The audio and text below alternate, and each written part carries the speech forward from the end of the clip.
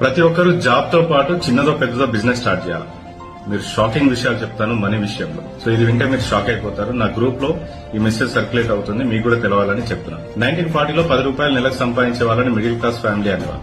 1960లో 100 రూపాయలు సంపాదించే వాళ్ళని మిడిల్ క్లాస్ ఫ్యామిలీ అనేవారు. 1980లో 1000 రూపాయలు, 2000లో 10,000 సంపాదించే వాళ్ళు మిడిల్ క్లాస్ ఫ్యామిలీలోకి వచ్చేసారు. సో ఇప్పుడు 2020లో 1,00,000 రూపాయల వాళ్ళు మిడిల్ క్లాస్ ఫ్యామిలీకి వచ్చారు. 2040లో 10 లక్షలు అయితే మాని మనకు సరిపోదు.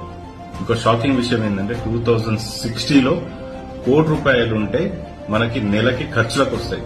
ఇప్పుడు మనం ఏదైనా ల్యాండ్ కొని ఏదైనా ఇన్వెస్ట్మెంట్ చేసి ఉంటే అప్పుడు 1 కోటి రూపాయలు అవుతాయి అని అనుకుని ఉంటే అది మీకు ఒక నెలకి ఖర్చులకు సరిపోతాయి. సో అందుకని ప్రతి ఒక్కరూ చిన్నదో పెద్దతో జాబ్ తో పాటు బిజినెస్ స్టార్ట్ చేయాలి, డబ్బులు సంపాదించాలి.